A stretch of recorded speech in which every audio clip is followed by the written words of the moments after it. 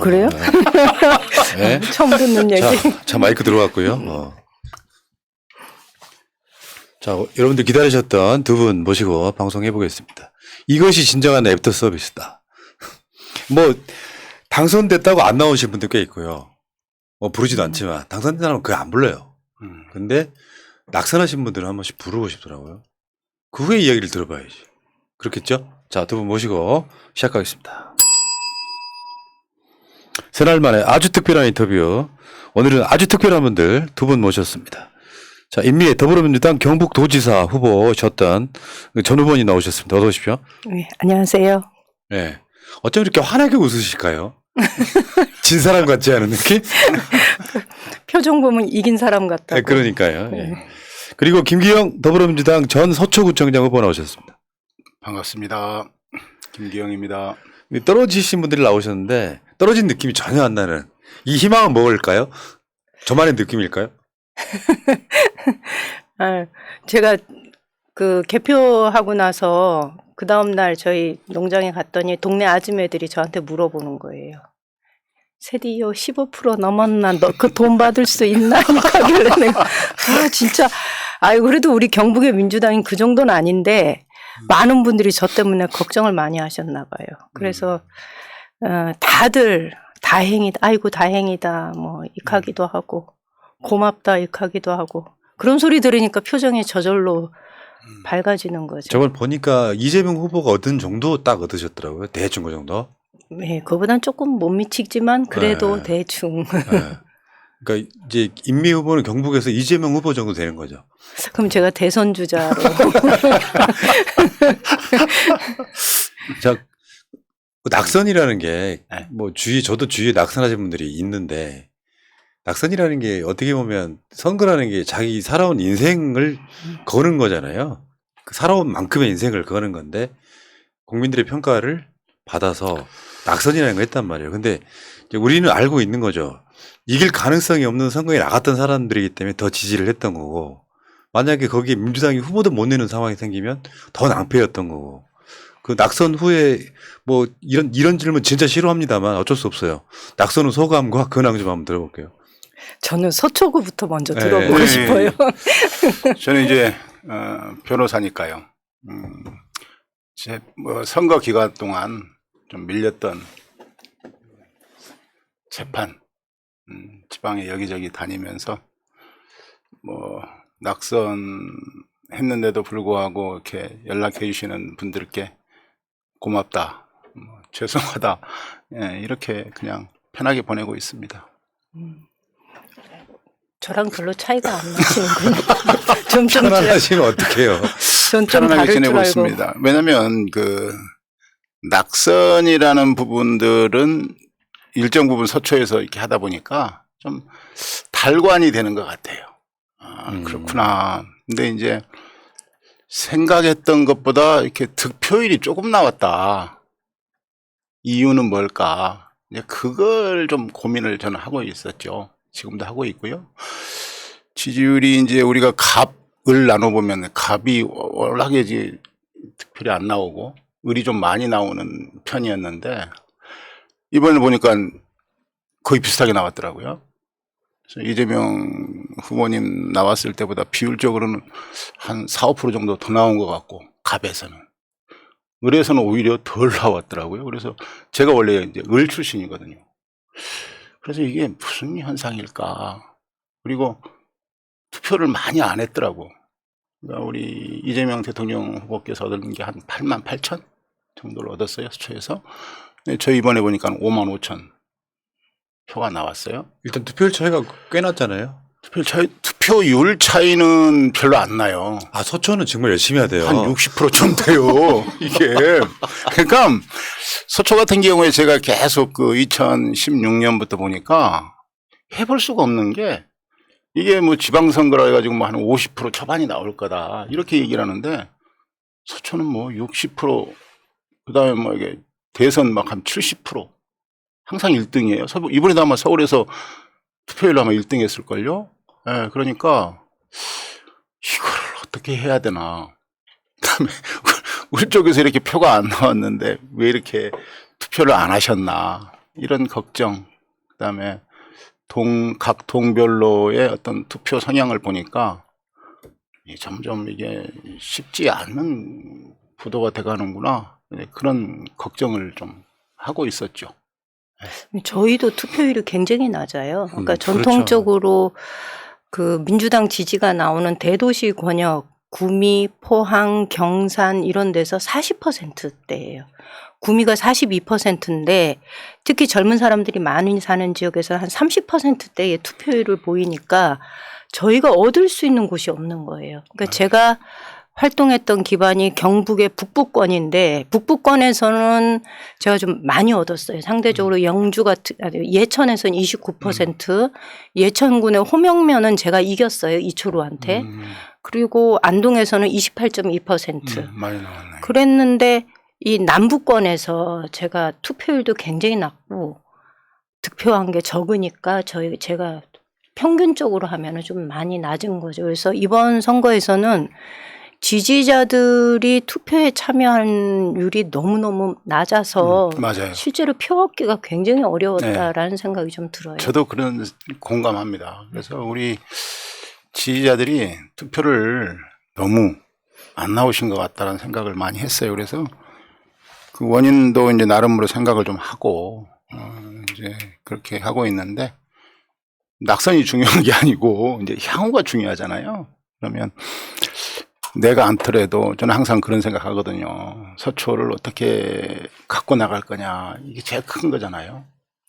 뭐 이번 선거에서도 내가 굳이 가서 뭐 당선될 것이다, 이런 마음으로 나온 것은 아니고, 일정 부분 이제 당원이나 지지자들에 대한 어떤 책임감, 이런 것 때문에 이제 우리가 자존심도 있고 자존심도 있고요. 그런 부분인데, 내 투표 이렇게 보니까 이제 물론 바람이든 흐름이든 이런 부분이 있다고 생각을 저도 이제 하는데, 이제 향후에 어떻게 할지 이런 부분이 크죠. 네. 알겠습니다. 그 투표 이야기는 이따가 좀 더 하시고, 그 낙선 인사들 한번 제가 찾아봤거든요. 낙선 인사 어떻게 하셨나? 참 이분들이 낙선 인사에 느껴지는 거 있잖아요. 진정성? 실제 낙선 인사 하는 분들은 대부분 다 사진도 안 걸어요. 그럴 수밖에 없지. 이제 당선자가 더 돋보여야 되니까. 한번 보겠습니다. 승리보다 더 뜨거운 것을 주셨습니다. 고맙습니다. 인미의 올림. 좀 사진 있어요. 네. 네. 요거 사진 있었던 거예요? 예, 있어요. 앞에 있었던 거예요? 예, 앞에 사진이 있어요. 아, 그렇구나. 누가 잘라서 보냈구나, 이게, 씨. 아무튼 이 문구가 승리보다 더 뜨거운 곳을 주셨습니다. 이렇게 하고요. 뒤에 보면은 이제, 물론 이거는 이제 선거 바로 전날 썼던 편지처럼 보이는데, 네. 많은 분들이 역대급 어려운 선거라는 표현으로 이번 선거를 평했습니다. 어렵다는 말은 민주당 지지율이 낮다는 의미가 아니었습니다. 대선 패배 이후 상처 입고 패배감에 빠져 스스로를 동굴 속에 가두려는 당원들과 지지자들의 상처 때문에 힘든 선거였습니다. 저를 통해 위로받고 다시 세상과 만나려 한다는 분들을 만났을 때 행복했습니다. 하루하루가 너무 행복했고 감사했습니다. 모든 분들 덕분에 여기까지 왔습니다. 고맙습니다. 경북민주당은 오늘 뛸 만큼 성장했고 다시 일어설 겁니다. 그리고 선거 바로 전날 이 편지를 쓰셨어요. 멋있죠? 멋지네요. 그러니까 뭔가 이상한 그 인미 후보는 걸크러쉬도 아니야, 느낌이. 근데 소리 없이 강한 느낌이, 이 아우라가 정말 심각해. 자, 그리고 김기영 후보 쪽으로 한번 가볼까요? 서초구민과 계속 함께하겠습니다. 고맙습니다. 계속 함께하겠습니다. 떨어져도, 당신이 날 떨어뜨려도 난 당신들 곁에 있을 거야. 이분은 언젠간 된다. 요 느낌. 아우, 힘들어요. 저걸 계속 함께 쓰면서 좀 겁 안 났어요? 계속 함께라는 것은 겁날 것 같아, 정말. 제가 지난번에도 와가지고 그런 얘기를 했는데, 저는 믿는 게 있어요. 내 스스로. 그래서 마치 지금 낙선을 하잖아요. 제가 이제 원래 그 고시 공부를 했었잖아요. 매번 떨어졌거든요. 근데 한 번도 안 된다는 생각을 한 적이 없어요. 근데 선거는 이 4년 뭐 이런 단위로 하기 때문에 자연적인, 지난번에도 얘기했는데 자연 나이에서 오는 이런 걱정이 좀 되긴 하는데, 제가 자진해서 왔고 서초에, 그러면 갈 때는 뭔가 명분이든 뭐가 있어야 되지 않겠습니까? 그러면 그런 어떤 돌발 변수가 생기기 전까지는 계속 해야죠. 그렇지 않겠습니까? 독립운동이 해방될 때까지 하는 거잖아요. 그렇죠? 당선될 때까지. 당선될 때까지 하는 거잖아요. 그래서 그런 저는 생각이- 10년 안에 가능하다고 보거든요. 경북은 힘들 수 있는데 서초는 가능하다고. 경북은 한 10년쯤 지나야 될 거. 경북도 좀 끼워주시지. 아니, 현실적으로. 물론 뭐 서초가 경북보다 더 어려울 수도 있죠. 현실적으로는. 그럴 수 있습니다. 이- 네. 근데 이번에 투표율을 보니까 놀랍더라고요. 네. 그러니까 20대, 30대, 40대, 50대가 민주당 후보를 찍어도 60대 이상의 투표율이 월등하게 높아서 이분들이 국민의힘을 찍으면 그 선거 못 이기는 그 맞아요. 결과물들이 있더라고요. 투표율 차이가 너무 나니까. 맞습니다. 20대 같은 경우에 투표율이 한 20, 30%밖에 안 되는데 60대 이상은 투표율이 한 7, 80% 돼버리니까 표수는 어마어마한 그 경쟁에서 못 이기는 그런 거더라고요. 맞습니다. 저희 이제 이게 지역주의가 좀 허물어진 것 같으냐라는 이야기를 들을 때가 종종 있는데 제가 볼 때 지역주의가 허물어진 것은 아니고 그간 우리 투표가 세대 간 투표의 성향을 좀 많이 보였는데 이번에는 젊은 층이 투표에 참여를 하지 않음으로 해서 다시 지역주의가 뭐 공고화된 것처럼 보이기는 해요. 그런데 그거는 원래 지역주의가 허물어진 것 같지는 않더라고요. 세대 간 투표가 지역주의의 벽을 약간은 좀 희석시키는 경향이었는데 이번에는 그렇지 않은 것 같다라는 생각을 좀 하게 되더라고요. 근데 이렇게 볼 수도 있지 않을까요? 세대에서 젊은 층은 그나마 국민의힘만 찍던 성향은 좀 많이 없어졌는데 네. 워낙 기존에 있던 그 어르신들의 그 관성적 투표가 아직 젊은 층의 변화를 누르고 있는 뭐 이런 형태가 아니냐. 그렇게 볼 수도 네. 있죠. 예. 근데 낙선을 하셨지만 두 분 다 정말 어려운 지역에 나가서 후보도 못 낼 수도 있는 곳에 나가서 정말 열심히 뭐 싸워도 하려고 막 성원들이 대단했잖아요. 이분들한테도 한 말씀 먼저 주시는 게 어떨까? 이런 생각이 드네요. 저는 그 편지에도 말씀드렸지만 선거 기간 내내 굉장히 감사한 분들이 너무 많았어요. 그리고 어렵다고 막 이렇게 다들 걱정해 주셨는데 선거 과정 전체를 보면 지지자들이 굉장히 힘을 많이 얻는 선거였고 그래서 저도 현수막에 승리보다 더 뜨거운 것을 주셨습니다라고 했는데 그 뜨거운 게 뭐냐 이렇게 얘기하시는데 저는 선거 과정에서 굉장히 많이 위로를 받은 거예요. 그러니까 대선 패배로 우리가 굉장히 절망했던 그 절망감들을 선거 과정 전체를 놓고 보면 치유받은 느낌을 좀 많이 받은 거죠. 그래서 진심으로 감사드린다는 얘기를 이 자리를 통해서 좀 하고 싶습니다. 네, 저 같은 경우는 이제 그 사전 투표하고 나서 투표했다 우리 가족 몇 명 이런 분들이 꽤 많으셨거든요. 사실 또 투표 이렇게 결과를 보니까 사전 투표를 또 많이 하시긴 했더라고. 근데 이번 선거를 치르면서 저는 우리 선거운동원들 분들께서 저보다 더 열심히 해주셔서 굉장히 좀 고마웠는데 이제 선거가 이제 낙선을 하고 보니까 이렇게 저를 그나마 서초에서는 좀 통하지 않을까 이렇게 생각했던 분들이 꽤 있었는데 이 득표율을 가지고 보니까 더 실망하지 않았을까, 더 서초는 힘들겠구나라는 생각을 주지 않았을까. 그래서 굉장히 그 부분이 굉장히 좀 와닿아요. 그래서 어떻게 이걸 해야 될까. 향후가 더 많이 걱정이 되고 또 55,350분이 이제 지지를 해주셨는데 굉장히 고맙죠. 옛날에는 그런 생각 안 했거든요. 제가 16년에 나갔을 때는 43,000표를 을 지역에서만 얻었는데 이번에는 전체 합쳐가지고 그렇게 얻어서 아쉽기도 한데, 야, 이게 55,000분이나 저를 지지해 주셨구나. 이런 어려운 상황인데도 그래서 더 심기일전해야겠다. 그 다음에 어떻게 이 서초에, 제가 또 지역위원장이 아니었거든요. 그래서 많이 좀 분열돼 있고 당원들 현 상황이 그렇거든요. 그래서 어떻게 하면 또 하나로 이렇게 묶어낼 수 있을까? 방법이 뭘까? 그걸 이제 생각하죠. 항상 어제는 어제고 또 내일은 내일이니까요. 네, 그 걱정하고 있습니다. 오프라인상에 네. 5만 5천 명 모아서 한번 보세요. 얼마나 많은 숫자일지. 한꺼번에 모였다고 보시면. 잠실구장. 네. 네. 잠실구장을 진짜로 콘서트 할 때 꽉 채우면 한 4만 5만 되거든요. 네. 그 그 정도 정도 숫자가 모여서 네. 서초구에서만 김기영을 지지한 거예요. 저도 그 생각했거든요. 네. 잠실구장을 생각했어요. 5만 5천 표가 너무 조금 차이가 많이 났어. 상대방이 13만 표를 얻은 거예요.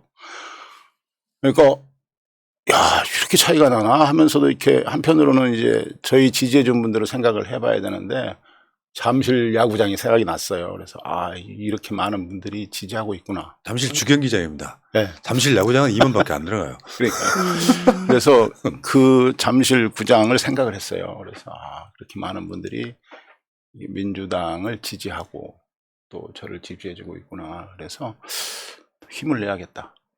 어떻게 하면 잘할까 이 생각을 하죠. 네. 낙선에 사셔서 그런지 목소리들이 두 분 다 힘이 없어요. 아, 좀 목소리가? 텐션을 올리시면 안 돼요. 지금 저 굉장히 세게 하고 있는데. 임 후보님은요? 지지자들한테 한 말씀 해주세요. 그 아까 말씀드린 대로 감사하지요. 감사하죠. 네. 그 제가 치유받은 느낌을 많이 받은 선거여서 그 옛날에는 지방선거 하기 전에는 대선 패배에 의해 제가 문득문득 너무 슬픈 거예요. 그래서 뭐 하다가 갑자기 눈물 찌고 흘리고 이런 날들이 좀 있었는데 선거 치르면서 그런 제 안에 쌓여 있었던 그런 것들이 다 이렇게 해소된 느낌? 그리고 저희 해단식 할 때도 많은 분들이 모여서 하는 얘기가 뭔가 한편의 그 치유 프로그램을 통해서 자신들이 치유받은 것 같다라는 얘기를 할 때 그래 선거는 이렇게 치르는 거지 이런 생각이 좀 들었어요. 그래서 정말로 감사해요. 근데 두 분이 이제 희망을 가질 만한 여론조사가 최근에 나와서 그걸 하나 보여드릴게요. 6월 10일부터 12일 동안 여론조사 한 건데 리서치 뷰가 여론조사 한 겁니다. 지방선거 평가, 네. 국민의힘 승리 최대 요인, 민주당 패배 최대 요인 이렇게 여론조사를 했잖아요. 민주당 패배 요인만 한번 볼게요. 65% 민주당이 잘못해서. 되게 복합적인 거겠죠. 일본 비대위 그렇죠. 잘못도 네. 있을 거고.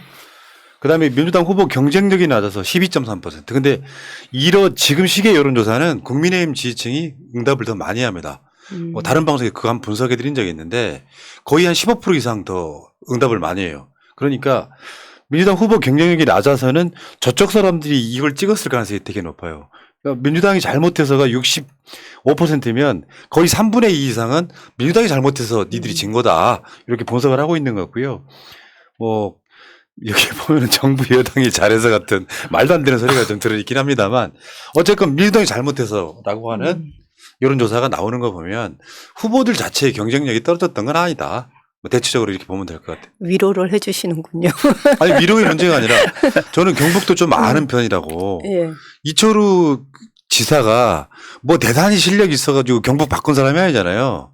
그냥 관성적인 투표해서 관료 출신이든 국정원 출신이든 사람이 경북 도지사 가는데 산불 나도 뭐 별로 그렇게 잘 대처하지도 못하시는 분이 이런 투표 바람에 그냥 한 번 더 당선되는 거죠. 경북한테는 상당히 손해인 거라고 저는 생각해요. 제가 저희 아까 말씀드린 호명면 그 신도청에 있는 지역에선 제가 이겼어요. 예.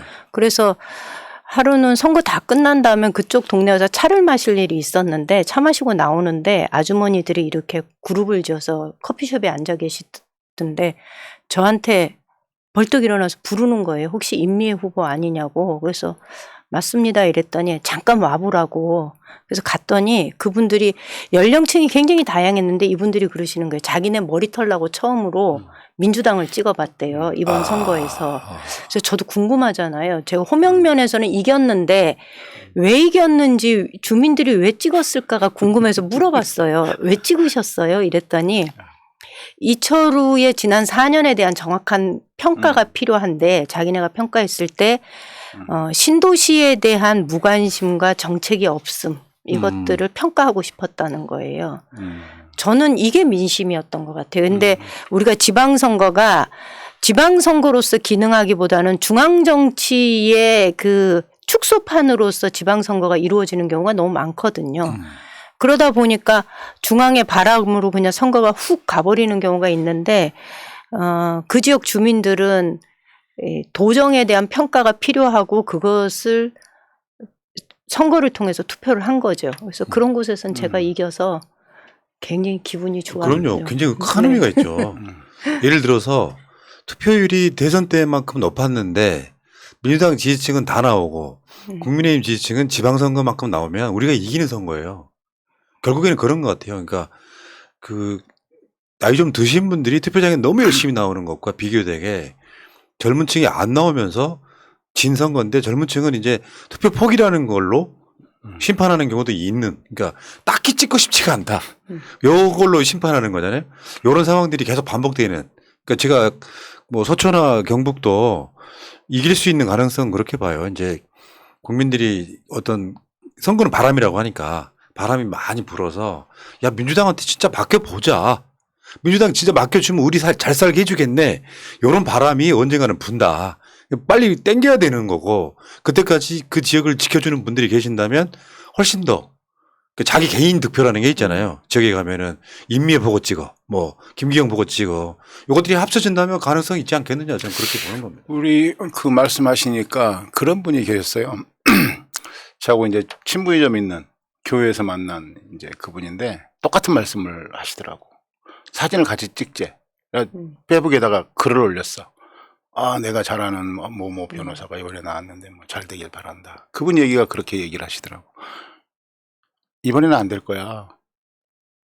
이번에는 안 될 건데, 출마한 것은 개인적으로는 힘들겠지만 굉장히 잘한 거다. 그리고 선거라는 게 바람이다. 그리고 서초에도 그런 바람이 2018년 지방선거처럼 불어올 때가 있을 거다.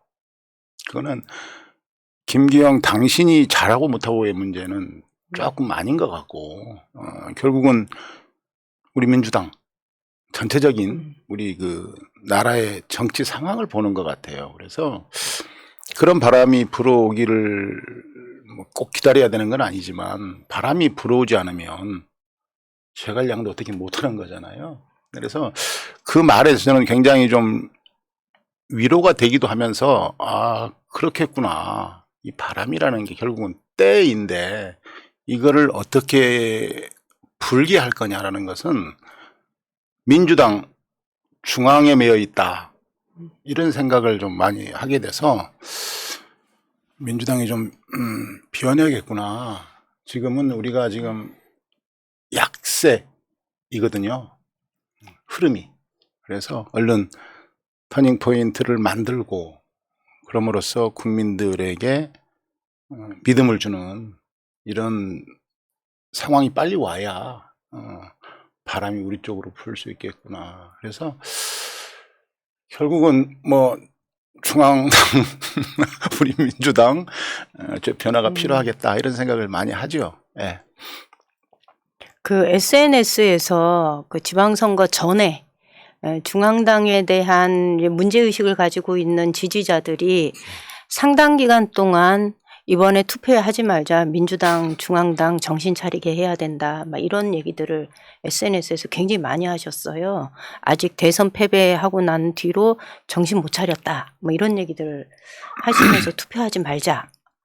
뭐 이런 얘기 하셨는데 사실 그런 얘기를 들을 때 저희가 굉장히 아프거든요. 지역에서 이렇게 길을 쓰고 정치를 하는 사람 입장에서는 그런 분위기가 지지자들 내에서 한번 바람이 불기 시작하면 우리 같은 사람들은 직격탄을 맞는 거예요. 그래서 저는 많은 분들이 민주당을 사랑을 가지고 그런 비판을 하는 것은 이해는 하지만 그것이 그렇게 좋은 태도는 아니다라는 얘기를 이 자리에서 한 번 더 드리고 싶어요. 저도 절대로, 공감해요. 예, 투표 포기 권하거나 이러지 않으셨으면 좋겠어요. 많이 하죠. 그럼요. 그러니까 의사 표현일 수는 있는데 네. 그게 결코 민주주의 발전에는 도움 안 되는 거예요. 그렇죠. 그러니까 그거는 어떤 원리냐면은 최악을 뽑게 만드는 효과가 일어나 버리거든요. 그러니까 다 마음에 안 들어도 최악보다는 차악을 선택하는 것이 민주주의라는 입장에서 보면 투표 포기는 아닌 거죠. 맞아요. 예. 근데 그쪽에서 저쪽 어르신들은 투표장에 다 나오는데 네. 젊은 층은 민주당 마음에 안 든다고 아예 안 나가면 그렇죠. 결국 국민의힘이 당선되는 효과. 젊은 층도 젊은 층인데요. 이건 좀 생각을 해볼 필요가 있는 게 저를 이제 그동안 계속 서초에 살았으니까 나를 알고 지지해주는 분들이 당원이 아닌 분들이 많아요. 그렇죠. 맞아요. 근데 오히려 문제는 우리 당원들이에요. 당원들이 그게 단체로 모여 있는 방에서 그런 얘기들을 한단 말이에요. 그러면 오랜 민주당 당원 활동을 하시는 분들은 그래도 연세가 있으니까 투표장에 가는데 젊은 이제 예를 들면 뭐 이렇게 늦게 오셨거나 젊으신 분들은 그게 영향을 미치는 것 같아요. 아이 뭐 쉽게 생각하는. 맞아요. 그래서 그게 오히려 걱정인 거죠. 우리 당 안에서. 그런 생각을 좀 많이 했습니다. 그러면 중앙당에서 있잖아요. 선거할 때 사실 박빙 지역만 주로 지도부가 가잖아요. 질 거라고 생각되는 지역은 형식적으로 그냥 지원하고 말잖아요. 서운한 점은 없어요. 그거 좀 알려주시면은 다음에 안 그러게 해드릴게요. 좀 혼내야지. 서운한 점 말씀하세요. 도지사 후보님께서. 아니 우리는 워낙 그래가지고 별로 서운한 게 없어요. 원래 그런가 보다 이러고 넘어가요. 그러니까 그러면 안 되는데 이준석이 호남이 하는 거 보세요. 아 그렇죠. 그때는 이제 사람들이 그런 얘기 많이 해요. 호남 이준석이 가서 호남에 가서 쏟는 그거 보면 민주당이 경북을 어떻게 바라보고 있는지가 보인다 이런 얘기들 하세요. 그리고 실제로 선거 기간 동안에 민주당 내에서 저는 이제 여성 후보다 보니까 여성 의원들이 지원 유세도 좀 내려오시고 또 저하고 개인적인 친분이 있는 뭐 우원식 의원이나 유은혜 전 장관이나 이런 분들이 내려오셔서 도와주시기는 했는데 이게 또 경북이 너무 넓고 이렇다 보니까 그러겠다. 이동하는데 시간이 너무 많이 걸리는 거예요. 그래서 지원 유세 오시긴 했지만 그게 효율적이지는 않다. 그리고 또 지역 언론의 관심도가 상당히 떨어지는 거예요. 이것도 잘 기획을 해서 해야 되는데 시간 될 때 이렇게 오는 방식으로 하다 보니까 기획된 느낌? 그래서 효과를 최대한 증폭시키는 선거 유세보다는 그냥 뭐라 그래야 되나. 개인 친분. 예, 아는 사람 나왔는데 한번 지원 유세 안 가면 나중에 욕 먹을 것 같은. 그래서 이렇게 지원해 주는 정도인 거죠. 그래서 실제 선거할 때는 지원 유세로서 어떤 그러니까 세를 과시하거나 이런 거는 거의 되지 않는 수준이에요. 그러네. 예.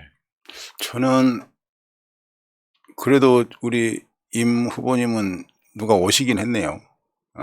근데 서초는 평소에 이제 선거 때만 문제가 되는 게 아니고 항상 내가 그 말씀을 드리는데 우리 민주당은 강남 3구에 대해서 신경을 전혀 쓰지 않는다고 생각을 합니다.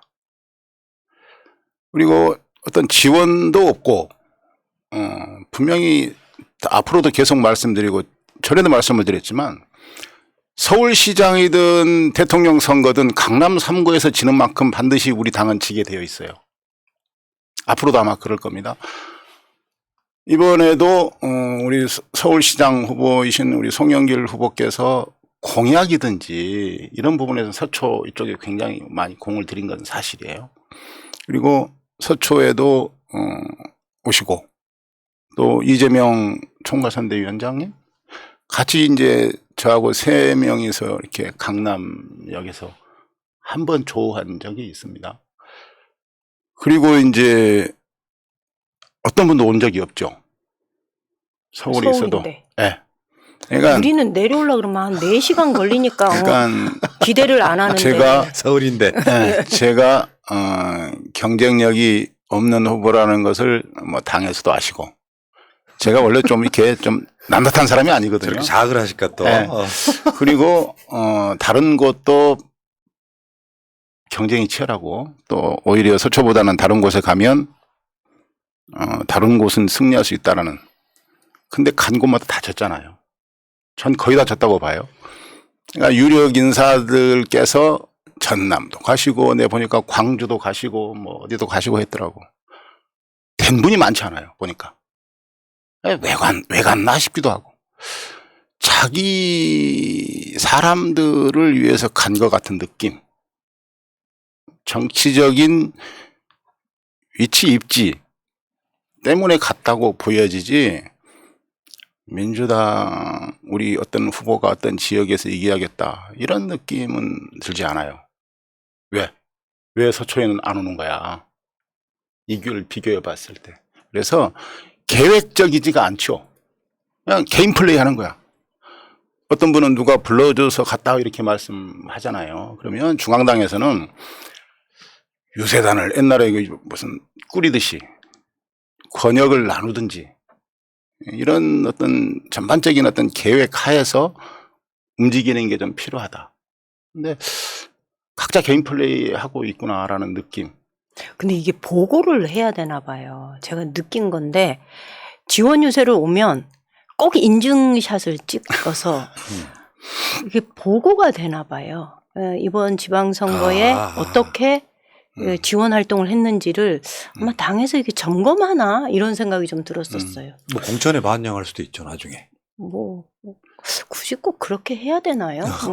그리고 저는 이제 의원들이 지원 유세 안 한다고 해가지고 선거운동 안 하나? 그러면? 그래도 그건 중요한 것 같아요. 제가 봤을 때는 그게 다른 방식으로 평가할 게 없으니까. 이제 문제는 저는 이렇게 보거든요. 그러니까 지방선거에 어차피 뭐 경북도지사가 안 되면 안 되는 거지 전국을 안 미친다. 저는 그렇게 생각하지 않거든요. 저번에 말씀하신 것처럼 서초구청장 떨어졌을지라도 그 투표는 주로는 이제 서울시장 투표부터 시작되는데 서초에서 저번에 그런 말씀하셨잖아요. 서초에서 보궐선거 때 딱 그랬다니까. 서초에서 진 만큼 서울시장을 지는. 근데 이게 경북도 마찬가지라고 생각하거든요. 경북에서 민주당을 찍는 흐름이 나타나야 이게 출향에 있는 수도권에 있는 자녀들한테 영향을 또 끼치는 거죠. 이 분위기랄까 흐름이. 그러니까 유기적으로 봤을 때 오늘 방송의 주제처럼 경북이나 서초에서 꼭 이기지는 않더라도 선전을 해줘야 대선이든 총선이든 다 영향을 준다. 이 관점에서는 두 분은 굉장히 소중한 후보였던 거죠. 우리들한테는. 그러니까 이런 게 있어요. 제가 의성이 땅콩처럼 생겨서 동쪽과 서쪽이 있는데 저희가 계속 기초의원 후보 내고 뭐 이랬던 동쪽 지역은 사람들이 민주당을 찍어본 경험이 있어서 민주당 득표율이 꽤 높게 나와요. 서쪽 지역은 한 번도 후보를 낸 적이 없다 보니까 굉장히 낮아요. 합치면은 전체적으로 좀 떨어지는 거죠. 그러니까 말씀하신 것처럼 민주당을 찍어본 경험이 없는 분들이 경북엔 굉장히 많은 거예요.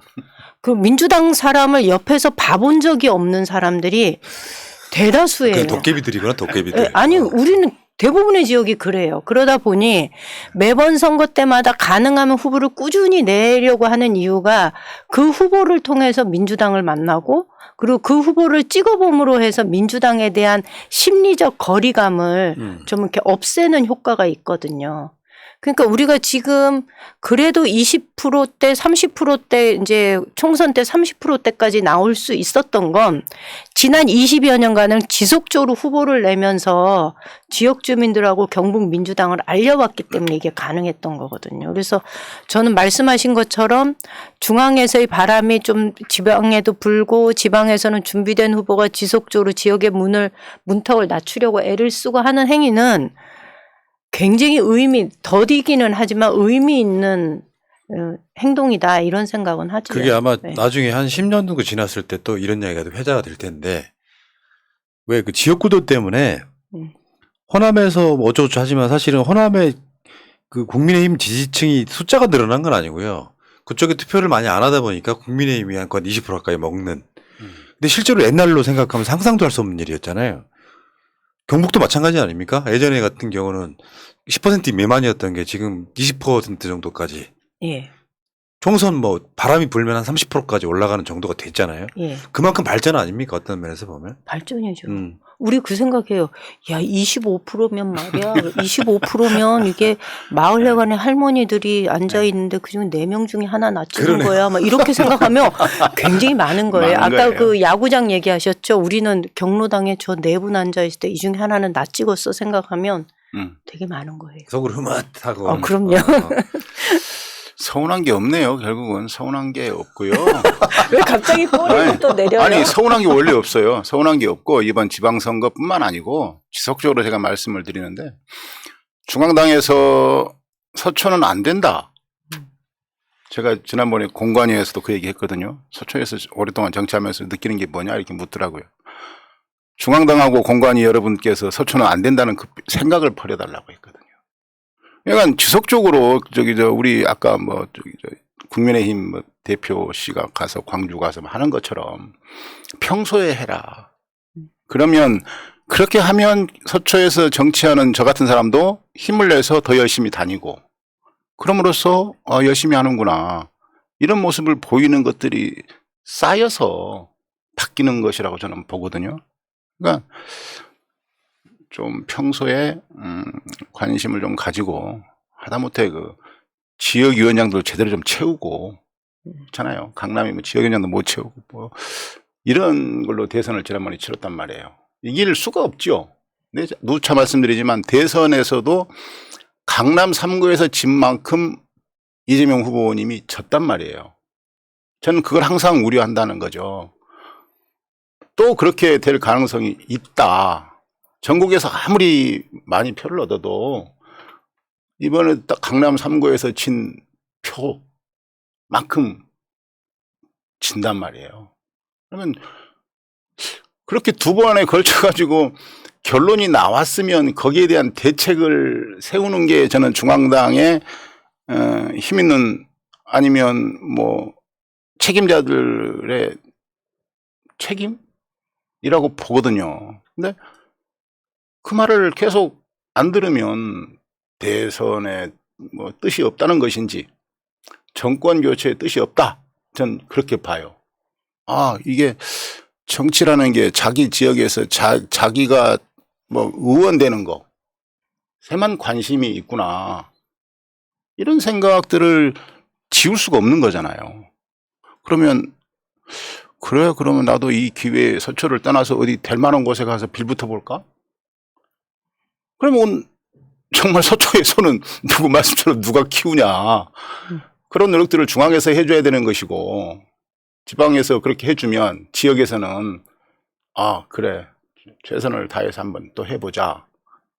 이런 어떤 상승 효과? 이런 게 나오는 게 아닐까 싶은 생각을 이제 거기서 해보니까 그걸 느끼거든요. 그래서 다음에는 어떤 분이 뭐 대표가 되실지 모르지만 그랬으면 좋겠다 이런 생각을 하게 돼요. 네. 그러면은 뭐 신센터만 하고 있을 수는 없고 지금 민주당의 비대위가 만들어졌잖아요. 근데 비대위는 어떤 계획을 해야 된다 뭐 그런 생각 하실 거 아니에요. 지금 민주당 비대위 만들어졌고 뭐 그러면 아무 생각 없어 뭐 잘 되겠지 이렇게 생각하지는 않을 것 같고요. 상당히 좀 갖고 있는 생각들이나 이런 게 있을 것 같은데 두 분 입장은 어떠십니까? 이게 지금 전당대회 준비하고 관리하는 비대위로 이 역할을 딱 규정을 해놨잖아요. 근데 요즘 가장 많이 얘기가 되고 있는 게 대의원과 권리당원의 투표 이 비율에 대해서 이야기들을 많이 하는데 제가 그때 그 우상호 비대위원장의 기자회견 하는 거를 이렇게 들으면서 대의원 제도가 어떻게 해서 도입이 되었는지에 대해서는 나름 그 당시에는 지역 정당의 한계를 극복하기 위한 제도적인 보완으로 도입되었던 건 맞아요. 그런데 지금 우리가 권리당원이 굉장히 많이 늘었잖아요. 그러면 지금 이런 상황에서는 대의원과 권리당원의 투표의 가중치에 대한 조정은 이번에 반드시 있어야 되지 않겠는가라는 생각을 좀 하는 거죠. 그러니까 대의원 비중이 너무 많다. 너무 크죠. 예. 심지어는 90대 1까지 본다고 네, 하는데 네. 그렇게 되면 지역위원장한테 과도하게 권한이 가 있는 거예요. 그럼 당원들의 목소리를 낼 수 있는 게 그 구조적으로 불가능해지는 그런 상황이 되는 거죠. 그래서 이거는 이번에 좀 손을 봐야 되지 않겠나 이런 생각을 하고 있습니다. 저도 같은 생각이거든요. 근데 이런 말씀들을 하시더라고. 솔직한 말이긴 한데 이번 비대위, 전당대회를 위한 비대위인데 당권을 누가 차지할 것이냐라는 부분들에 굉장히 관심이 많은 것 같고 어떤 의원께서 A씨, B씨, C씨는 출마하면 안 된다. 뭐 7080 세대에게 기회를 주자 이렇게 말씀을 하셨더라고. 좋아요. 취지는 좋은데 아까 말씀하신 대의원 그 권리당원 이 제도를 고치지 않고서 나올 수가 없어요. 그러니까 그걸 반드시 고쳐야 되는 거고요. 비율을 뭐 줄인다는 얘기를 하더라고요. 보니까 안규백 전준희 위원장께서도 뭐 좀 조정을 좀 해야 되겠다 이런 말씀 하시던데 저는 이준석 국민의힘 대표가 됐던 것처럼 대의원 이거 필요 없이 비율 필요 없이 당원 뭐 국민 참여는 어느 정도 시킬 건지 왜냐하면 또 역선택이 있을 수도 있는 부분을까지 고려한다면 비율을 거기를 좀 조정할 수는 있지만 국민과 당원이 하는 게 맞겠다. 근데 과연 기대를 하기가 어려운 그분들의 그 비대위원장님이나 우리 안규백 전준희 위원장님 말씀을 보니까 그렇게까지 안 갈 것 같아요. 뉘앙스가 조정은 약간 있을 수 있다 이렇게 말씀하시던데 대의원 권리당원 비율 조정 이거는 없애고 오히려 국민 참여를 좀 더 시키는 방향으로 해서 하는 게 맞지 않을까. 그 다음에 그런 것들이 돼야 장관의 뒷물결이 앞물결을 어떻게 밀어냅니까? 제도가 안 돼 있는데. 그리고 죄송한 얘기인데 40대 옛날에 그 삼김 씨가 그 무슨 40대 기수론 나왔을 때하고는 다르거든요. 우리 당원 분들 중에서 과연 30, 40대 있는 분들 중에 과연 당대표를 맡아서 하시겠다 분이 있는가도 난 궁금하고요. 그러면 우리 당 구조를 보면 굉장히 그 계파 정치를 뭐 이번에 뭐 없애겠다라고 하는데 과연 거기에서 그 젊은 당대표가 자유로울 수가 없을 것 같은 생각이 드는 거예요. 그 어떤 당대표 나온 젊은 친구는 분명히 그 현역 의원들 중에 친분관계가 하나 있을 거라고 보여진단 말이에요. 새로운 사람이 나올 수 있는 구조가 아닌 것 같아요. 그렇기 때문에 전반적인 어떤 제도도 바꾸고 또 그런 역량이 있는 분이 나와서 기존의 계파 정치 몇 선씩 하시는 이런 무슨 문, 뭐 무슨 이, 뭐 친명, 친이 막 이렇게 하는 것처럼 그것을 극복할 수 있는 분이 과연 계실 수 있나. 그러면 오히려 더 혼란으로 갈 수 있을 것 같은 생각이 들고 과연 최고위원도 보니까는 컷오프도 지금 중앙위원회에서인가 이렇게 하잖아요. 이건 뭐 누가 어떤 그렇게 말씀하시던데 나는 가면은 거기 가면 거기서 탈락할 거야. 컷될 거야 이렇게 말씀하시는 분이 계시던데 충분히 그럴 수 있거든요. 그래서 과연 그런 당대표를 7080에서 세운다. 그럼 최고위원들이 그걸 받쳐줄 수 있느냐. 과연 우리 당 안에 있는 이 권력의 구도 자체가 그거를 용인할 수 있는 그런 정당인 거냐. 저는 기본적으로 거기에 좀 의구심이 좀 있거든요. 그래서 강력한 중앙 지도체제 뭐 이런 거 집단 이런 거는 우리가 맨날 그 내각제 싫어한다 그러잖아요. 권력을 나눠먹니 공천을 나눠갔니 이런 부분이 사실 좀 없지 않을까 싶기도 한 게 왜냐하면 계파 정치라는 게 그런 거 아니에요? 그렇죠? 어떤 계파가 당권을 잡으면 그 사람들 위주로 공천권이 행사되고 그러려고 계파 정치 하는 거잖아요. 그렇지 않고서야 왜 하겠어요? 그러니까 그런 것들의 새로운 구도가 짜이지 않으면 혁신이 어렵다. 저는 그런 생각을 합니다. 그러니까 이준석이라고 하는 사람이 지금 현재 여당의 대표가 된 사건은 역사적 사건이에요. 맞습니다. DJ나 김영삼 이런 사람들이 대선 후보가 된 거만큼의 역사적 사건이에요. 그러면은 딱 그만큼 하나만 따라하는 것밖에 안 되죠. 현실적으로 뭔가 이렇게 바꾸게 된다면 아주 획기적으로 바꾸는, 그러니까 그 획기적으로 바꾸는 가장 기본 중에 하나가 민주당 내의 기득권들이 기득권을 내려놓는 방식. 그러니까 최고의 기득권은 아마 지금 현재 현역 의원, 지역위원장, 뭐 아담대 중앙위원 뭐 이런 정도일 거예요. 이분들이 기득권을 먼저 내려놓고 나머지 대의원들도 내려놔. 그 당원들한테 대부분 주고 국민 여론조사 일부 좀 반영하고 이런 방식으로 획기적으로 바뀌지 않는 한 어떤 식으로 쇄신한다고 해도 민주당은 쇄신한 느낌 안 들 거라고 그러니까 생각합니다. 대의원 제도를 없애는 것이 일단 우리 주장은 좋겠다는 그런 건데 예.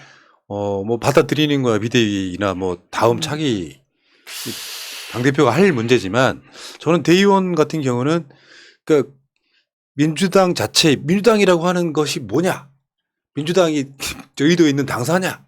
아니면 여의도에 있는 국회의원이냐? 다 봤을 때 민주당이라고 하는 그 어떤 막연한 매개체 중에 민주당을 대표할 만한 기득권들이 그 기득권을 어느 정도 내려놓는 모습을 보여줘야 그게 이제 어느 정도 국민의 어떤 바람이 된다는 측면에서는 어중간하게 지금 45%인 거를 한 20%로 줄일게. 이걸로 국민들한테 다 갇히겠냐는 거죠. 그러니까 기득권들이 다 기득권을 내려놓고 나면 아마 권리당원들도 권리당원의 기득권을 내려놓으려고 할 거예요. 근데요, 이런 게 있는 것 같아요. 서초 같은 경우는 생긴 지가 34년 됐어요. 서초 구가. 근데 국회의원 구청장이 한 번도 나온 적이 없어요. 근데 내가 이제 지역위원장도 해보고 그 후에 보니까 당원분들 자체도 대의원 제도의 중요성을 잘 몰라요. 선출한 적이 없어요. 그냥 그렇죠. 그건 지역위원장이 가지고 그냥 있는 권한이에요. 이렇게 아니 이게 네. 일단 신청은 받아. 예. 받아 그러면 막 내. 그러면 자기 비율이 아까 말했던 것처럼 1대 90인지 이런 개념이 없다고.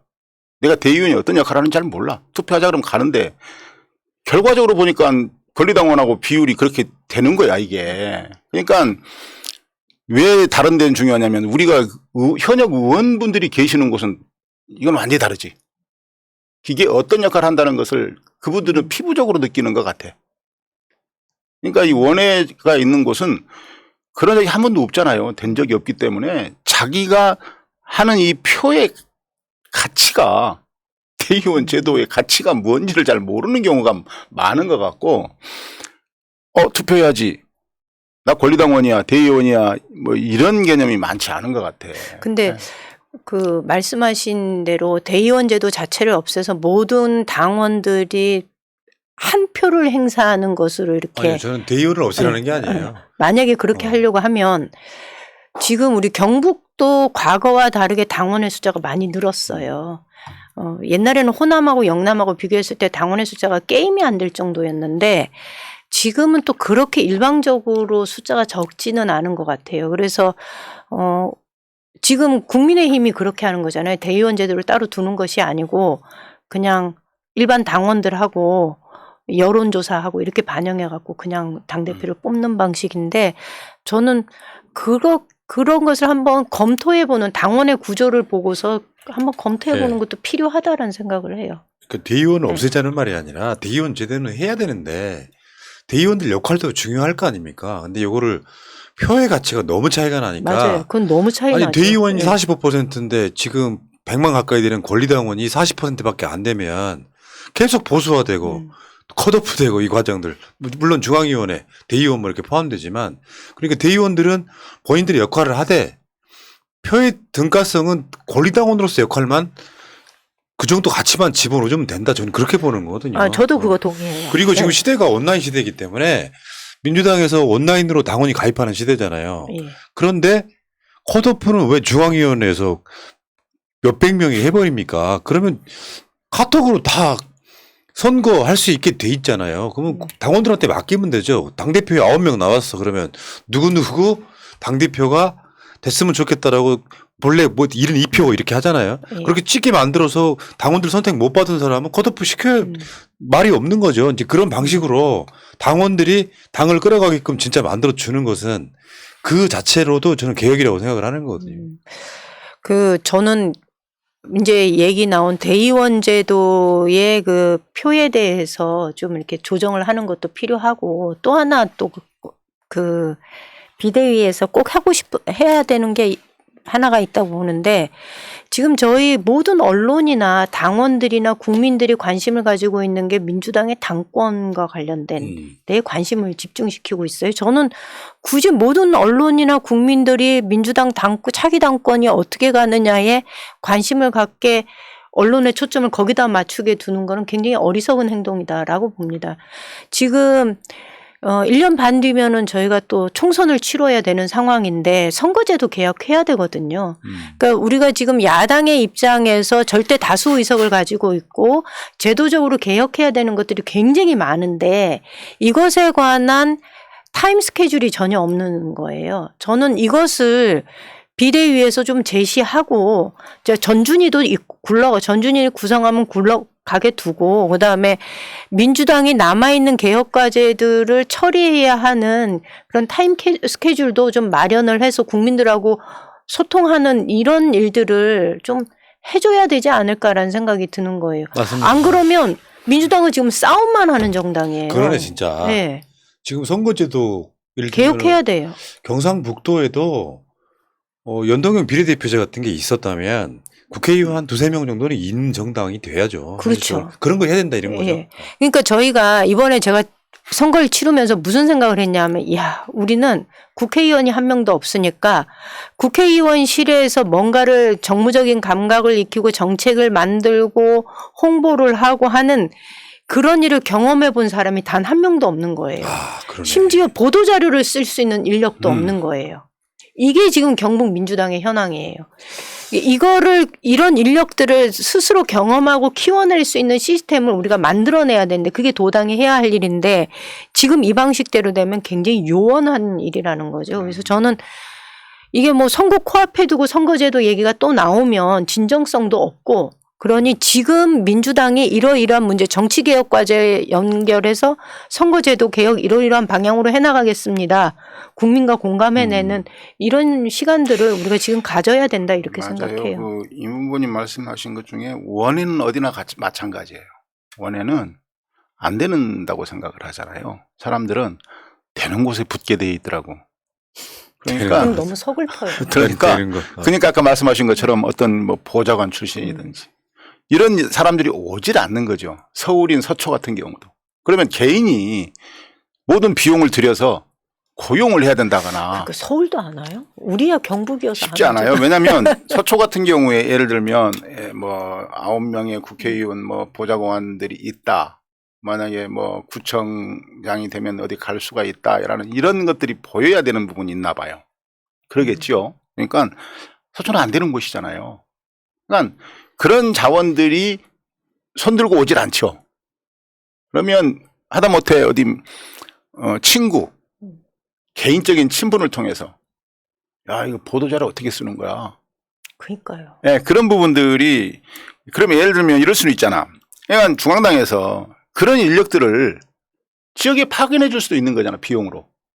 안 해줘요. 네, 그러니까 예를 들면 중앙당에서 서초를 도와준다. 경북이랑 원해를 도와준다는 것은 그런 방법들도 있을 수 있단 말이에요.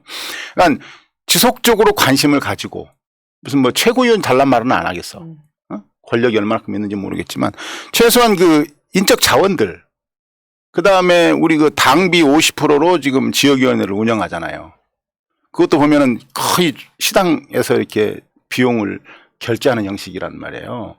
그런 부분들에 있어서 그 금액 지원을 더해서 명확하게 그 금액을 쓰는 것. 그다음에 지역위원회의 당원이라든가 이 활성화할 수 있는 곳에 쓸 수 있는 것들을 어떤 무슨 제도든 방법이든 항상 일러주고 또 계속 뭐 맨투맨 교육을 시킨다든지 인력을 파견해 준다든지 이런 관심들을 지속적으로 가져줘야 된다고 생각을 해요. 그렇지 않으면 그렇지 않아도 안 되니까 하기 싫은 곳에 있는 지역위원장들에게 부담을 주는 거예요. 그렇잖아요. 나 하기 싫어 안 할래 이런 사람이 대부분인데 이번에 서초 같은 경우에도 시의원 현역 의원들께서도 나 이번 출마 안 할 거야. 다 바뀌었잖아요. 구의원 무투표 당선 2명 이쪽에도 무투표 당선 2명 뭐 이런 식이 4명 구의원 시의원 다 떨어지고 이런 옛날로 돌아갔는데 그런 부분들. 그래서 참 그 문제가 있는 것 같고 꼭 우리가 그 당권을 앞두고 전당대회를 앞두고 이런 얘기를 해요. 비대위를 설치하든지 뭐 하든지. 그렇지 않았습니까? 할 때마다 비율을 어떻게 할 거냐. 이런 얘기만 한단 말이에요. 근데 지금 비대위 하시는 걸 가만히 언론에 나오는 거 보면 별반 이렇게 개혁할 게 없어. 할 마음도 없고. 그거를 진짜요. 또 지켜보고 있는 거 이게. 그러니까 그게 개파 안배의 느낌 때문에 이쪽 눈치 보고 저쪽 눈치 보느라고 아무것도 못하는 또 상태가 될 가능성이 높으니까 저는 이렇게 생각합니다. 뭐 임미애 전 후보께서 저는 민주당 비대위 들어가길 바랬던 사람인데 그러면서 그런 험지에서 진짜 고생한 사람들의 목소리가 반영이 돼야지. 다시 말씀드리지만 서초를 국회의원을 우리가 배출을 못한다고 해서 서초를 버리면 서울시장 못 가져오고 그렇죠. 또 서초나 경북을 버리게 되면 대선 못 가져오고 맞아요. 그 상태이기 예. 때문에 당선이 되건 안 되건 상관없이 끊임없이 투자하고 거기다가 뭔가를 이렇게 그 밭갈이를 하고 이 과정을 거치면서 언젠가는 그 지역에도 우리 쪽 국회의원들이 나올 수 있고 도지사가 나올 수 있는 데까지 그 장기적 플랜이라는 게 있어야 되는데 그거 갖고 있는 경우는 거의 없잖아요, 지금. 그러니까 나는 그게 그런 면에서 진짜 국민의힘의 이준석을 높게 평가하는 측면이 있거든요. 이번에 대선 때 호남에서 10% 넘기면 자신들이 이긴다는 나름대로 보관이 있었거든요. 근데 그 과정들을 거치면서 꼴 보기 싫어하고 막 욕해도 막 가는 거예요. 가서 그중에 속아 넘어가는 사람도 있지만 속아 넘어가는 게 문제가 아니라 원래 국민의힘 지지 성향의 사람들을 투표장으로 끌어들이는 효과가 있는 거예요. 광주 사람들 생각이 바뀌었다가 아니라. 굉장히 효과가 있어요. 네. 근데 그런 거를 계속 하니까 뭔가 이렇게 결실을 맺었다는 느낌이 들면 또 숨어있던 국민의힘 지지자가 광주에서 더 투표장에 나가게 되는 효과. 근데 우리는 정반대로 악순환이 계속되고 있는 거잖아요. 그러니까 저희가 경북이 말씀하신 것처럼 25%를 얻으면 이겨요. 이번에도 25% 얻었으면 우리 이재명 대통령 그러네요. 당선되는 거예요. 23%를 얻었으니까 우리가 떨어지는 거죠. 그러니까 경북 민주당에 대한 중앙당의 지원이나 어떤 뭐 인력을 키우기 위한 양성 프로그램을 갖는 건 굉장히 의미가 있다는 얘기를 드리고 싶고 이참에 갑자기 생각이 난 거예요. 제 선거할 때 그래도 의원님들이 좀 도와주셨어요. 그러니까 뭐 그 이동주 의원님도 보좌관 한 분을 내려보내주셨고 양희원영 의원실에서도 2분을 보내주셨고 그다음 민영배 의원실에서도 보내주셨고 이런 분들 때문에 저희가 이 캠프의 인력이 구성이 돼서 그래도 원활하게 선거 기간을 보도자료도 내고 공약도 만들고 이런 것들이 가능했거든요. 그래서 그 3분 의원실에 진심으로 감사하다는 얘기를 그러니까요. 드리겠습니다. 그런 그 지원이 네. 특히 안 되는 곳은 필요하다라는 생각이 들었고요. 진짜 네. 필요해요. 이게. 그리고 민주당 같은 경우는 이번 당대표가 굉장히 중요하다고 봐요. 당대표를 잘 뽑아야 되고 당대표 하시려고 하는 분들은 누가 나오면 안 된다가 아니고 과연 문제점은 다 알고 있는 것 같아요. 누구나. 우리 당원들도 알고 있는 것 같고 몇 어떤 권력에 매몰되어 있는 의원들을 빼고는 다 알 거라고 생각을 하거든요. 그러면 당대표를 나오시려고 하는 분들은 정말 어떻게 이 상황에서 민주당을 혁신할 것이냐. 그런 각오를 하시는 분이 나와야 된다고 생각을 해요. 그렇지 않고 내 옆에 있는 아이들 누구 언론에 나온 것처럼 이거 공천 줘야 되나? 이런 분 말고. 그다음에 항상 우리가 계속 보궐선거 이후에 이제 막 계속 연표를 지금 지고 있고 어디까지 나락을 갈지 모르는데 의석수가 많아서 좋은 건 아니잖아요. 전 그렇더라고. 180석이 오히려 민주당을 망쳤다. 너무 많아요. 그리고 180석이 내일을 생각하는 거예요. 민주당의 오늘을 생각하는 게 아니고 자기 개인의 내일을 생각하는 것 같은 느낌. 그리고 숫자가 많아서 느슨해. 나 혼자 좀 빠지면. 이런 생각을 하는 게 뭐 인간이기 때문에 의원들랑 같다고 봐요. 그래서 너무 많이 의석을 주니까 좀 느슨한 것 같고 또 끼리끼리 모여서 하는 거 좋아요. 근데 그 지점은 그런 거 있죠. 그러니까 다수 속에 자기를 묻어버리면 n분의 1이 되면 내가 특별히 나설 필요가 없는 그러다 보니까 더 무기력해진 예를 들면 합당전 열린민주당이 국회의원 3명의 존재감이 민주당 170석의 존재감하고 비등비등하다고 하면 이건 뭔가 비효율적이잖아요. 이 지점은. 그러니까 독이 된 건 맞습니다. 그건. 그게 느슨하게 하는 것 같고 끼리끼리 뭉치게 하는 것 같고 오히려 개혁은 안 하는 것 같고 그리고 선거철 가까워지고 이제 전당대회 오니까 이거 보니까는 뭐 4연임 뭐 3연임은 뭐 안 된다고 하는데 나는 어떻게 될까? 난 여기에도 관심이 있지 않나 싶어요.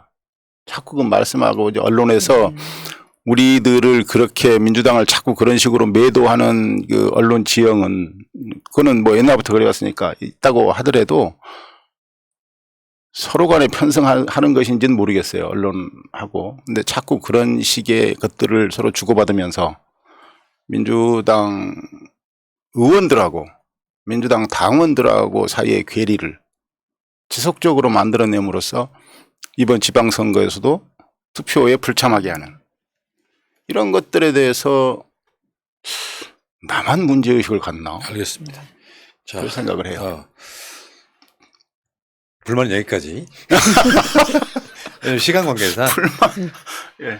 이런 것도 필요하다고 생각해요. 여기 보면 막 초선의원 간 토론회, 뭐 재선 토론회 이런 것도 있지만 실제로 이렇게 지방선거 때 험지에 싸웠던 사람부터 모아서 민주당 중앙당에 뭔가 전달하는 그런 이벤트도 한번 만들어라. 나는 그런 이야기를 꼭 하나 하고 싶고요.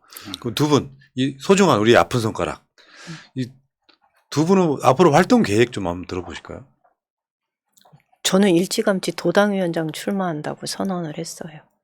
차라리 잘 됐네. 예, 그게 제가 선거를 치르면서 그걸 느낀 거예요. 이런 식으로 해서 개인의 역량으로 선거를 치르는 방식이면 당이 뭔 필요가 있냐라는 거죠.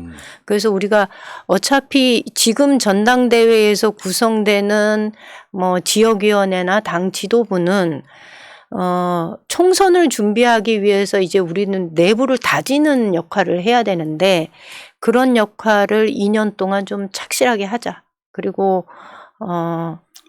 이 총선 준비를 하기 위한 사람을 찾고 교육을 시키고 훈련시키는 과정들을 한다면 다음번 총선에서 그래도 의미 있는 득표를 우리가 얻을 수 있지 않겠는가라는 생각이 들어서 전 일찌감치 도당위원장 출마한다고 딱 선언을 했는데 부럽습니다. 나중에 최고위원도 하세요. 그래서 중앙에서 좀 뭔가 존재감이 더 있는 사람이 지역에 내려가면 또 존재감이 생기는 부분이 있잖아요. 그거는 기회가 된다면요. 그거는 너무 무거워서. 도당위원장 그 출마하신다는 건 잘하신 것 같아요. 근데 그 의미 있는 표를 얻을 수 있겠다. 이거는 조금 그런 것 같고요. 당선을 시키겠다. 뭐 이 정도 이렇게 당선. 이제 하셔야 됩니다. 도당위원장 하시려면 그런 생각이 죄송합니다. 들고요. 이런 게 있는 것 같아. 서초에서 제가 이제 그 정도 이제 인지도나 역량이 떨어지는 사람이에요. 그래서 서초를 좀 바꾸고 싶다. 그러면 인지도도 있고 역량이 있는 분이 서초에 이렇게 오시면 좋을 것 같아요. 그런 작업들을 뭐 예를 들면 송영길 후보님 아니면 개항으로 가신 이재명 후보님 같은 그 정도 급이. 그 정도는 안 되더라도 최소한 우리 민주당을 위해서 내가 뭐 본인들께서 하셨던 그런 것처럼 서초 강남에 직접 출마하시고 직접 지역위원장 맡으시고 이런 작업들을 해 주셔야 한다고 봐요. 야. 예, 그 정도의 각오를. 그다음에 제가 지난번 우스갯소리로 그랬잖아요. 당대표를 이번에 전당대회를 하시는 분은 이번에 2년 하고 당대표를 물러나면 서초 강남에서 출마한다는 출사표를 던지고서 당대표에 나와라. 왜? 그래야 당신이 대통령이 되려고 하면 서초 강남을 이기지 못하면 못 이기니까 아예 거기서 승부를 걸어라. 그 정도의 각오로 당을 서초 강남을 정말 돌봐야겠다. 이런 각오가 필요하다. 그러면 멋있대요. 네. 저는 그러면 안 나갈 수 있지. 아, 더울 그럼 수 있지. 나도 여기서 바꿔야지. 추미애 장관님이나 아니면 뭐 다른 분이 누가 오신다 그러면 저는 언제든지 손 들고 그런 거예요. 나가겠습니다. 뭐 이런 왜냐하면 물러나겠습니다. 이래야 되겠네요. 제가 서초에서 지역위원장을 하고 뭐 국회의원 출마하고 안 되고 뭐 구청장 출마하고 안 되고 하면서도 계속 있는 이유는 그런 거잖아요. 거기에도 우리를 지지하는 당원과 지지자들이 계신단 말이에요. 그러면 그분들이 저한테 식상할 수도 있잖아요. 기분이 안 좋은 사람도 있을 수 있는 거잖아요. 사람 관계이기 때문에. 그러면 저 친구 말고 좀 이재명 같은 사람 좀 안 오나? 이럴 수도 있잖아요. 그러면 그런 부분들에 대해서 이번엔 뭐가 될 것 같다. 그 사인을 한 번만 주면은 바뀔 것 같아요. 그러네요, 진짜. 그저 전당대회 출마하시는 분들이 네. 내가 당대표 되면은 네. 서초로 나갈게. 왜냐면 네. 그렇지 않아도 한 지역구 3선 연임 금지 뭐 이런 지금 이야기가 있었고 사실 그걸 저는 해야 된다고 보는데 그럼 어차피 지역구 막 옮겨야 되는데 최소 서울에 출마할 사람들은 진짜 험지 나가는 것도 그러니까 한번 국회의원 되는 게 문제가 아니라 국회의원 떨어져도 되지만 국민 전체적으로는 그 사람 이상은 더 높아지거든요. 그러니까 지난번에 우리 강남 갑에 김성곤 전 맞아요, 의원님 맞아요. 사선하셨잖아요. 여수에서 오셨잖아요. 강남 갑으로 영거포 안 되셨잖아. 그만큼 그분이 또 기존의 의원들에게는 안 되는구나 이럴 수 있다고 봐요. 근데 그래도 지속적으로 해야 되는 게 난 필요하다고 보고요. 네, 알겠습니다. 네. 자, 그러네요. 그거는 이제 그런 흐름이 민주당에 만약에 막 전반적으로 다 나타나는 그래서 막 몇십 명이 그런 분위기 만들어가면 민주당 대선 이기죠. 사실은 방법은 다 있는 거니까. 자, 그러면 어떻게 뭐 다시 뵐지 모르겠지만 어떤 식으로 뵐지 모르겠지만 우리 시청자 여러분들 그리고 지금 시청자 보고 계시는 분들은 다 두 분 또 저기 대구시장 후보까지 해서 굉장히 어려운 지역에 있던 분들 응원했던 분들이거든요. 그런 분들한테 이제 이 시청자분들한테 한번 감사의 인사 마지막으로 한번 드리겠습니다.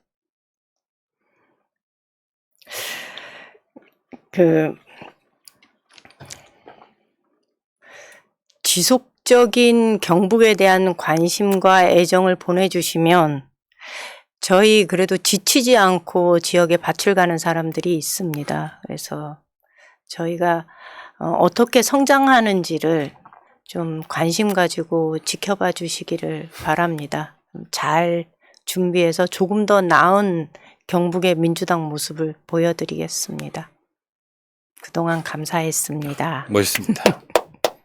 우리 뭐 멀리 떨어져 있어도 응원은 늘 할게요. 고맙습니다. 저도 이 기회를 빌어서 네. 응원할게요. 연대하세요, 연대. 어제 오신다고 그래서 네. 어떤 분일까 보니까 김영건 의원님인가? 그분 이름을 내가 들어본 적이 있거든요. 그분이 뭐 부분이라고 그래서. 진짜 훌륭하신 분이셨죠. 네. 내가 알 정도면. 약간 농이고요. 그렇습니다. 그 서초에서 이제 이번에도 부족한 제가 서초 구민들의 평가를 받긴 했습니다. 제가 굉장히 원래 부족한 사람인 것은 잘 알고 있고요. 그렇기 때문에 더 노력을 하려고 제 나름으로는 열심히 하고 있습니다. 그러니까 우리 중앙당이든 우리 당원분들께서도 서초는 항상 이기지 못하는 곳이지만 서초에도 민주당을 사랑하고 민주당원이 있고 지지자분들이 계신다는 것을 알아주셨으면 좋겠습니다. 저는 지금 이제 지역위원장도 아니고 이제 후보로서 이제 제가 바라는 것은 서초에 있는 우리 당원과 지지자분들을 좀 더 하나로 묶어내고 우리가 좀 어렵지만 어떻게 서초에서 이길 수 있는 것인지 그 방법을 같이 의논하고 찾아보도록 하겠습니다.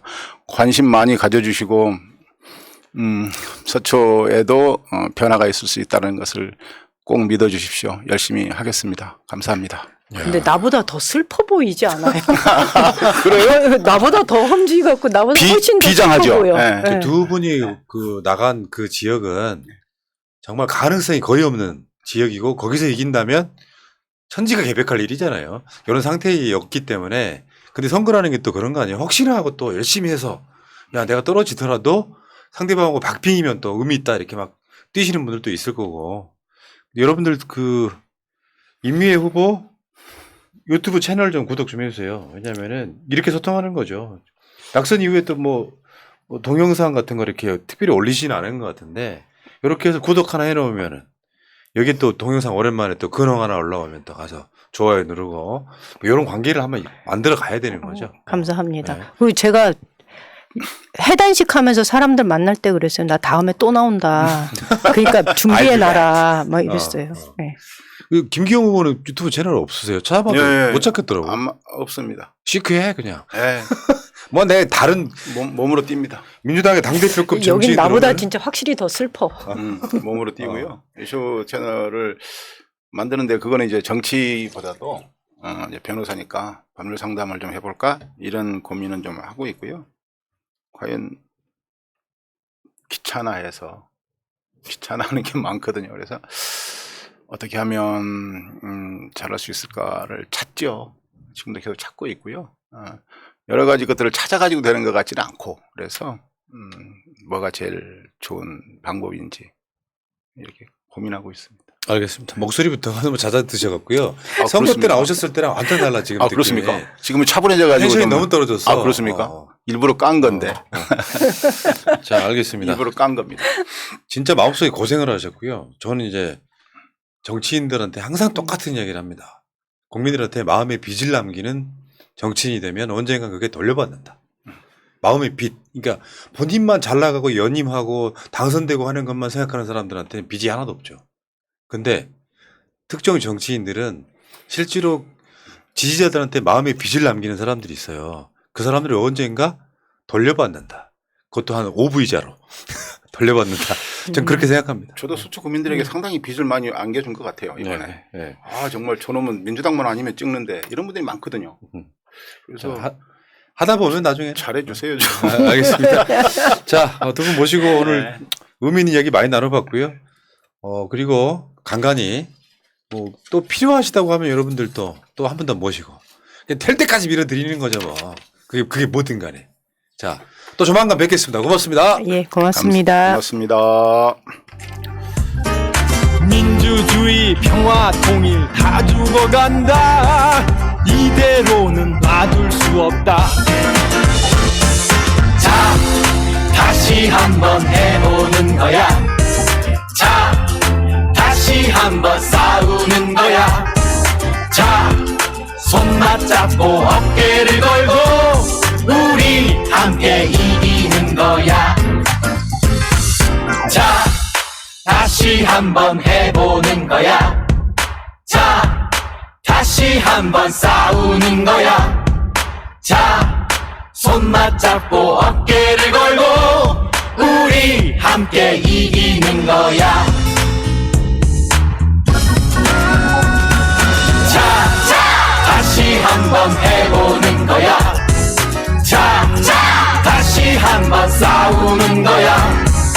자, 손 맞잡고 어깨를 걸고 우리 함께 이기는 거야. 자, 다시 한번 해보는 거야. 자, 다시 한번 싸우는 거야.